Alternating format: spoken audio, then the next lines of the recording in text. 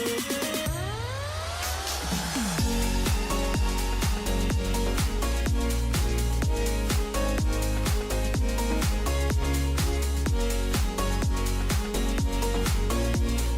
guys, and welcome to the channel. If you're new, please make sure you like, comment, share and subscribe to the vids, and of course click that notification button to make sure that you get all the latest videos and are alerted from when they come out. Okay, really exciting. Let's get through day one of the ATP Tour Finals.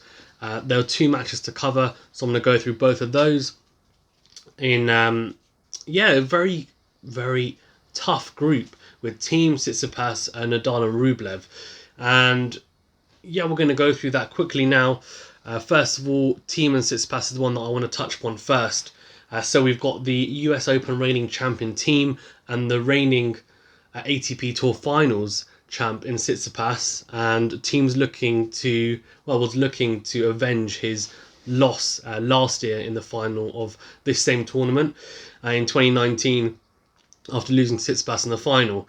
So repeat of last year's final, and it was a question of would Thiem get his revenge or would Tsitsipas come out on top again? And of course the battle of the one-handers.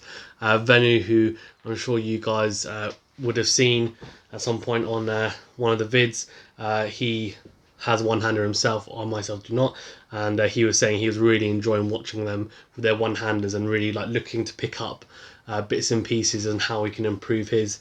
I have to say, even though I don't have one myself, it is amazing watching those two in rallies. They're strong on both wings, to be fair, forehand and backhand.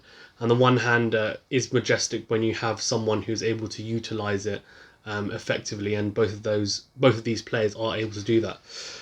Okay, let's quickly touch upon the match, and then because it was pretty action packed, and then I'll give my little summary as well on it. So first of all, Thiem actually had 2 break points at 3-all, but Tsitsipas saved both of them, and the first set ended up going to a tie break, which was a kind of a common theme in last year's final actually, where it was decided on a tie break. It's interesting because I think both these players, Thiem to me comes across as someone, after watching him numerous times, when he's hot, he's really hot, and I think when he's cold, he can be very cold, and he's just one of those hot and cold players. But I think maybe it's since that US Open win, and kind of during that tournament as well, I think he's definitely become more solid. And I think it's difficult to explain, but I think he's that type of player that, let's say, at his best, he's a, say, 9. And at Tsitsipas' best, I feel like maybe he's an 8.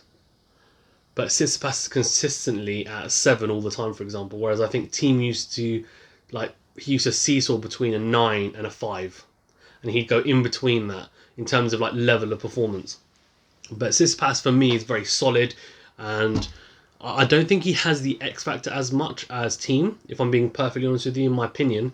But he's very solid at the net as well. He likes to come into the net, which is really exciting, especially on these courts as well. They're quick courts, but he backs himself to get to the net. And I can see why he won this last year, and why he is, of course, part of that crop of upcoming youngsters, superstars coming through, who are kind of below the age of 24. And as I mentioned in the preview, there's quite a few of them. Okay, so as I said, it went to a tiebreak, and Tsitsipas actually cantered to a 5-3 lead in the tiebreak, and it just looked like he was going to wrap it up. He looked in control of that tiebreak, but at 5-3 there was an incredible rally which ended up being decided by an angled forehand drive by Thiem in the end, and from there it was just all Thiem in that tiebreak. And at 5-4 down, he managed to win the next 2 points, get to 6-5 up, and had a set point of his own, and 6-5 up on Tsitsipas' serve actually. So Tsitsipas probably was backing himself to save that set point. Big first serve from him down the tee, actually on the ad side, and Thiem basically stretched, managed to get kind of slice, forehand, return, basically scrambling to get it back in.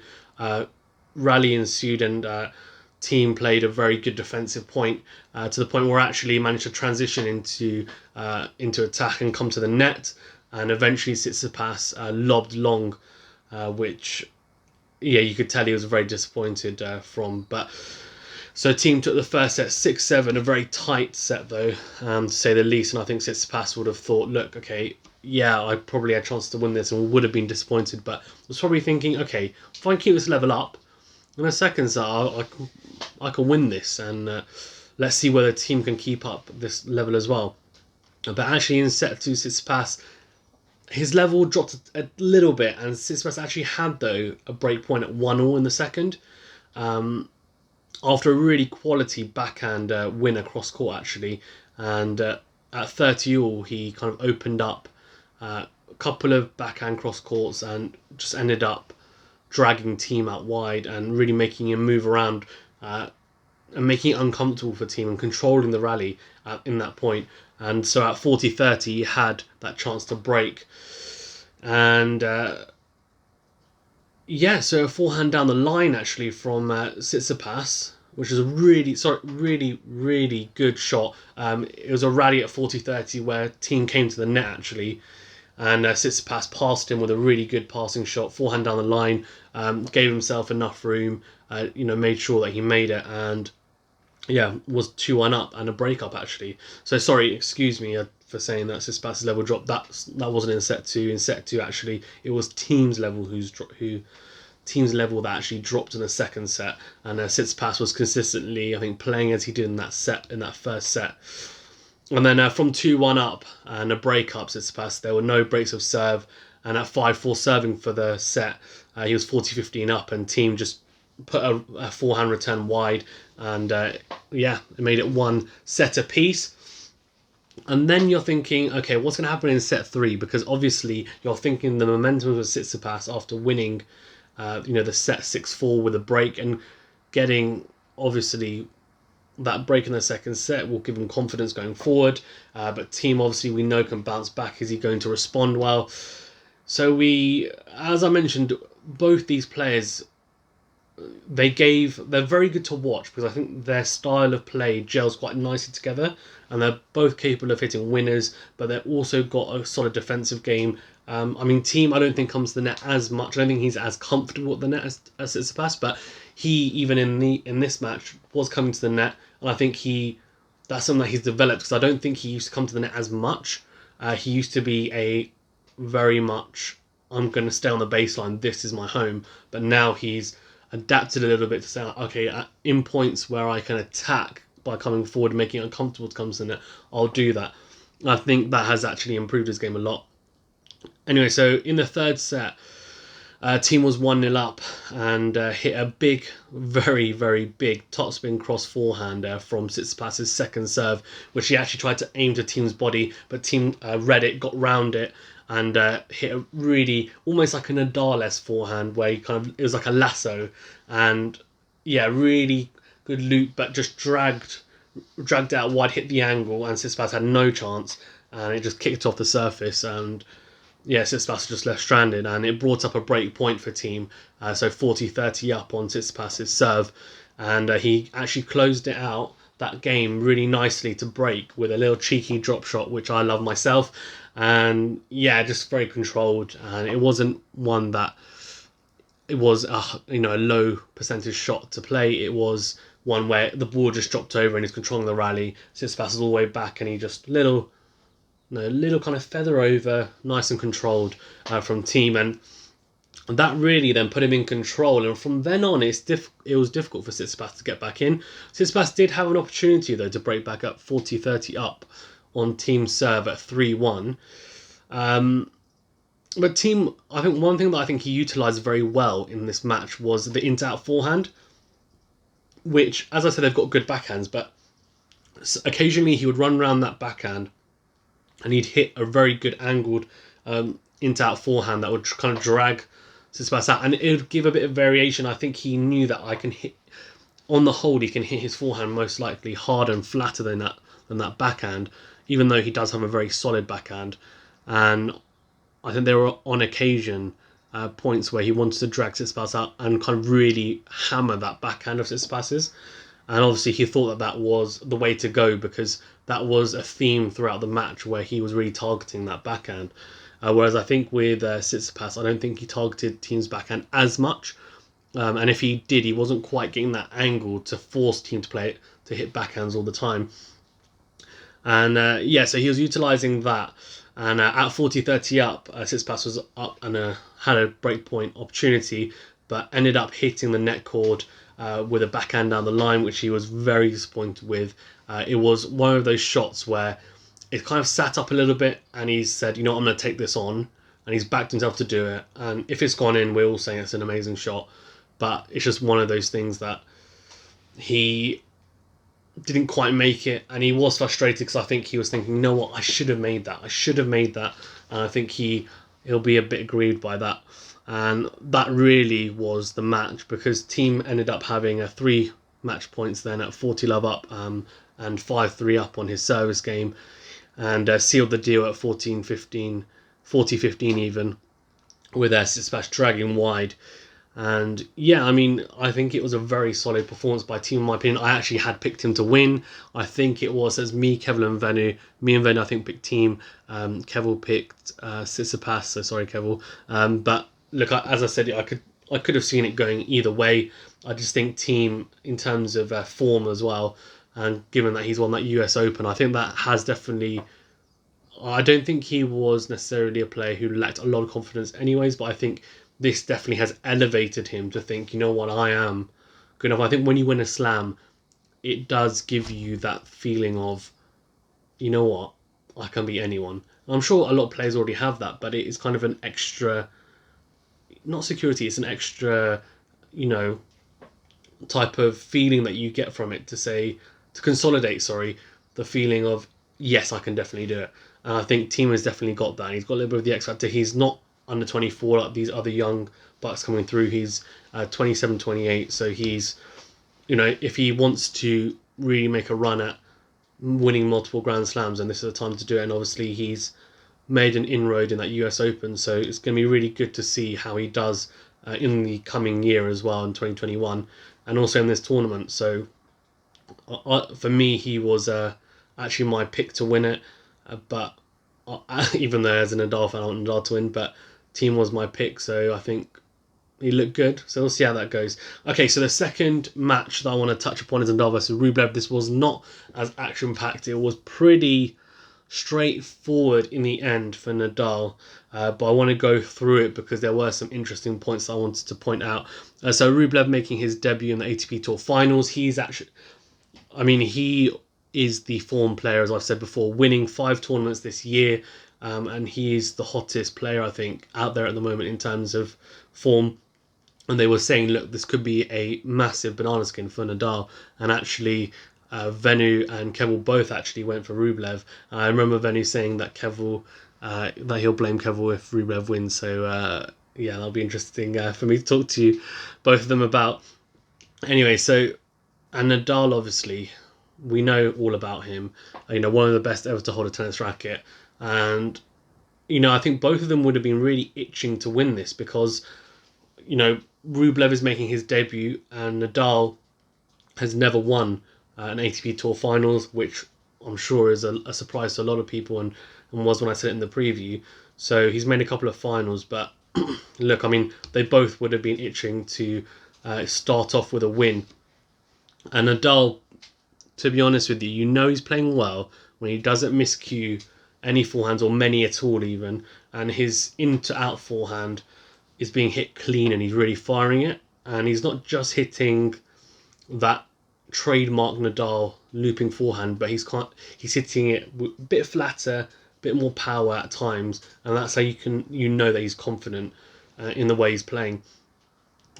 Rublev, like Nadal, though, did have a very big forehand. He does have a very big forehand, and it is his biggest weapon. He's also got pretty big serve. He's serving in excess of 130 mile per hour in some of the points. So he's obviously got a big serve, but wasn't quite consistent with it. He hit quite a few big winners early doors at 2-1 down on his serve. But the biggest indicator for me, as I said, was serve. Rublev does have a big serve, but he wasn't hitting many first serves, and Nadal was very, very consistent with his first serves, hit a lot of first serves in, and even his second serves were difficult for Rublev, and he was really placing them well and making sure they kicked in. It was making it very difficult for Rublev to really attack his second serve even. But with Rublev, you couldn't say the same. And for me, the serve was a very common theme throughout the whole match in terms of the difference between the two players in this match. At 3-2 in the first set, Rublev's serve, on Rublev's serve actually, Nadal hit this incredible angled cross-court backhand winner, basically on the stretch at 40-30. So Rublev was 40-30 up in the game, and just trying to serve out the game and basically keep it on serve to 3-all. And at 3-2 up, Nadal basically just stretches, basically almost down to his ankles, and just manages to get it. And doesn't just manage to get it back in court, he manages to angle it, so it's a short backhand cross court, and Rublev is just stranded. And yeah, I think there were some points where you can tell he just was like, what am I supposed to do about it? And I think some players don't show it. He is definitely one of those players who is he shows his expressions a lot, let's say. And yeah, I mean, you could tell from the amount of, the dismay on his face on a lot of points that Nadal was playing well, and he was thinking to himself, what am I supposed to do to win this? Anyway, so a huge forehand down the line actually in that same game. So Nadal took it to deuce with that backhand, and then a huge forehand down the line gave him a breakpoint opportunity. But Rublev did really well to save it, eventually smashing at the net. It was one of those smashes where you're having to smash from behind yourself, so it's gone over his head, and it's a backhand smash, and it was really well executed. And I think nowadays it's not seen as incredible to do it. I think, back in the days of Pete Sampras and Agassi, etc., I think, that it was seen as being something incredible. But now these tennis players are so athletic that it's just, okay, this is standard now. And it is incredible to see it, to be honest. Anyway, so a crucial point in this set, though, was Nadal managed to get it back to deuce after that. And again, so in this same game at 3-2 up on Rublev's serve, and Rublev ended up hitting the net cord with a forehand, and the ball flew. It just flew. When you hit the net cord, you don't expect the ball. You either expect the ball to drop onto your side or drop onto the opponent's side. It didn't. It kind of just clipped it and went up. Just launched itself out of the court, and he was not happy. Let's say. Let's suffice to say he was not happy, and he threw his racket in frustration and smashed it up. And yeah, I mean, a lot of people have been telling me that he's got a bit of attitude. I don't know whether he's got attitude or not. I mean, look, a lot of players do it, but let's just say he wasn't happy. And Nadal at 4-2 then kind of cruised on his serve to 5-2. I think he served to love, actually. And the first set, as I said, was a big difference. Rublev didn't make anywhere near as much as Nadal in this first set and a second, to be honest with you. And against one of the best returners ever in Nadal, your serve really has to be hot against him. I think in Grand Slams, when you've seen people win, they've served against Nadal, they've served very consistently against him. And they've served big, or they've served smart, and they've made a lot of first serves. And if you don't make a lot of first serves against Nadal and you don't have that little bit of X factor on the day, you're not going to beat him, because his returning game is so good. And if he's serving well, then that's it. It's just game over, I think. And yeah, Rublev just wasn't hot enough today. Wasn't hot enough on the day. And at 5-3 up and 4-2 love up, Rublev blasted a return long, and Rafa took the first set pretty comfortably at 6-3, wrapping it up in 37 minutes. And yes, I did just call Nadal by his first name, because of course we're on a first name basis. No, I've actually never met him. I have met Federer, but I haven't met Nadal. So yeah, wrapping it up in 37 minutes. And yeah, I think he would have been really happy with that, because a lot of people were tipping Rublev to cause Nadal a lot of problems. And then, to be honest, in the second set, he just started off from where he left the first, and breaking Rublev in the first game, and went on to dominate his service games. One thing I think he did very well, as I said, like his forehand, he wasn't just hitting those loopy trademark heavy topspin forehands. He was hitting them, but not all the time. And when the opportunity came to hit one that was slightly flatter or slightly more powerful, he would do that. and he varied it up quite nicely, I thought. And also, as always, he does hit a nice backhand slice as well. Nadal, his backhand is so much improved. I mean, in the last, I'd say, well, in 2020, so in the last maybe 6 or so years. I mean, I remember when he first came to the scene, his backhand was okay, but it was nowhere near as good as it is now. And actually, being a natural righty, his uncle told him to be a left hand because one, it would be harder for his opponents, and two, it should make sure that he's got a strong backhand. But his backhand wasn't really his strong weapon when he first started out. But as he's got older, it's got better and better and better, and it's so solid now. And I think people struggle now because before you think, oh, I can target that, but now you can't. And yeah, I mean, so as I said, that forehand, that variation that he has, of course, we know he can hit that trademark one, but he can also hit a slightly more kind of traditional, flatter one. He can hit one in between, and he'll hit different angles. And I think for him, that was really, really good to see. And he ended up winning that second set 6-4. And as I said, like, this is an Nadal that he wouldn't play like this on clay, but he adapted well to the situation. I think that's something maybe in previous ATP Tour finals he hasn't as much. And considering he has, the last one he played was the French Open, I think it was pretty impressive to see him adapt in that way. And Rublev, look, he's solid. He is a very solid player, but he's just a little bit one-dimensional for me. And to a degree, he doesn't use a lot of variation in terms of... So one thing that the commentators pointed out, which I thought was a very good point, is that he doesn't use his backhand slice at all. I think there was a stat that he'd used it once in a set and a half. So he is topspin backhand, topspin forehand, and the problem is that and he wasn't really varying the pace either, so enough to a degree to make a difference. So what ended up happening is Nadal just adjusted to that very quickly and knew that the ball was going to come at, the same pace every time pretty much. And it becomes predictable and quite easy to play against when you have someone playing like that.